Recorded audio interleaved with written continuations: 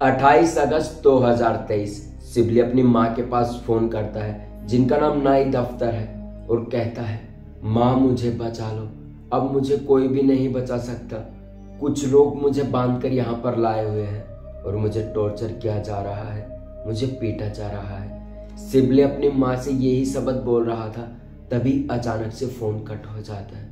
जब सिबली की माँ ने ये सब बातें सुनी तो उसके पैरों तले जमीन खिसक गई और उसे समझ नहीं आया कि आखिरकार उसके बेटे के साथ हो क्या रहा है। और ऐसे ही थोड़ा सा समय गुजरने के बाद फिर से सिबली के फोन से उसकी माँ के पास फोन जाता है और वो बंदा कहता है कि यदि आप अपने बेटे को जिंदा देखना चाहते हो तो 15 लाख टका तैयार रखना, यानी 15 लाख रुपए तैयार रखना और अपने बच्चे को ले जाना। ये जब सब कुछ सुनती है उसकी माँ नाई दफ्तर तो उसके कुछ काबू में नहीं रहता।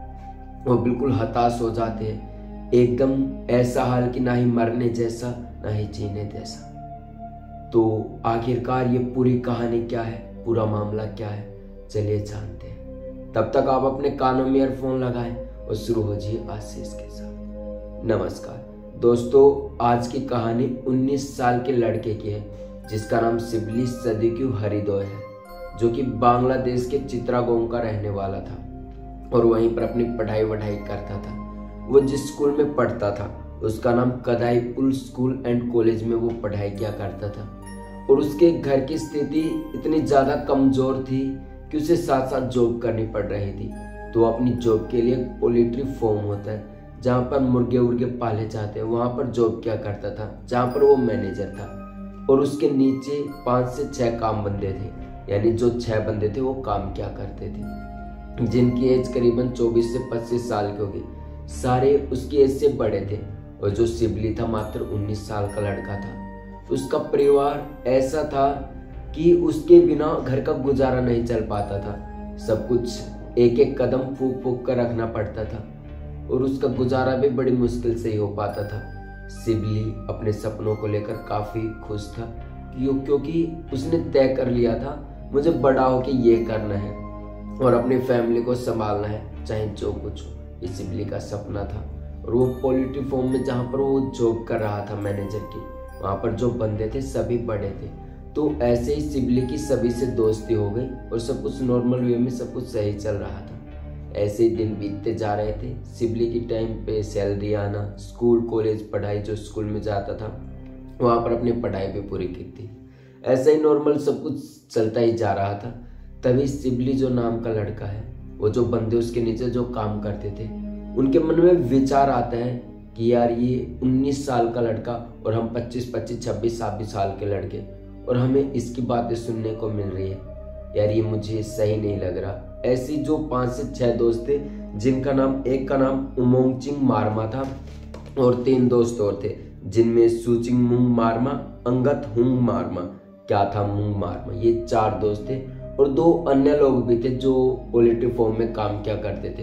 तभी ऐसे ही कुछ दिन पहले सिबली की लड़ाई एक व्यक्ति से हो जाती है जिसका नाम उमोंगचिंग वारमा था, जो कि ऐसी बहसबाजी होती है, ऐसे कि भाई तूने काम क्यों नहीं किया, समय पर क्यों नहीं करता। ऐसे ही थोड़ी तानाबानी हो जाती है, जैसे हमें भी कभी गुस्सा चढ़ता है तो हम भी थोड़ी तानाबानी हो जाती है, चल ठीक है अपना काम कर, जाता हूँ, ऐसे ही कुछ होता है।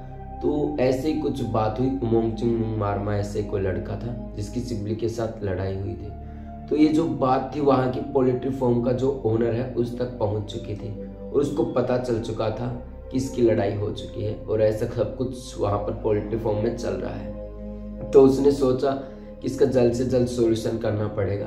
तो जो ओनर है वहाँ का, उसने जल्दी इसका सॉल्यूशन किया और जो बंदे थे उन्हें समझाया और इस झगड़े को तुरंत ही सुलझा दिया। लेकिन क्या पता था कि ये शांति सिबली की आखिरी शांति हो सकती है, आखिरी सांस हो सकती है। हुआ भी कुछ ऐसा ही जो सिबली के साथ घटा। किसी को अंदाजा नहीं था कि ये 5 से 6 लोग मिलकर कुछ ऐसा कर देंगे जिससे सभी के, वहाँ के जो पोल्ट्री का जो ओनर है उसके पैरों तले भी जमीन खिसक जाएगी। हुआ कुछ ऐसा ही। एक दिन सिबली अपने स्कूल से वहाँ पर आया पोल्ट्री फार्म पे और ऐसे ही काम कर रहा था वहाँ पर। तभी पीछे से 4-5 दोस्त जो वहाँ पर काम करते थे वहाँ पर आते हैं और सिबली को किडनैप कर लेते हैं। जब सिबली को किडनैप करते हैं 8 से 10 घंटे उसके पास ही उसका फ़ोन था और उसे गाड़ी में डालकर किडनैप करके कहीं पर ले जाया जा रहा था। तभी शिवली अपनी माँ से फ़ोन करके कहता है, ऐसे ही जैसे उसके पास फ़ोन था, फ़ोन करता है और कहता है, माँ मुझे बचा लो, मुझे किडनैप कर लिया है और मुझे टॉर्चर भी किया जा रहा है और पता नहीं माँ ये मुझे कहाँ लेकर जा रहे हैं। जो फातिमा अख्तर जो उसकी माँ थी, जिसका नाम नाहिद अख्तर था, उसने जब ये सारी बातें सुनी तो उसके पैरों तले जमीन खिसक गई, क्योंकि उसे नहीं पता था कि उसके बेटे के साथ अगले ही पल कुछ ऐसा हो जाएगा। ना ही उसके पापा को पता था। जब नाहिद के पास फ़ोन जाता है तो वो काफ़ी घबरा जाते हैं और अचानक ही वहाँ पर फ़ोन कट जाता है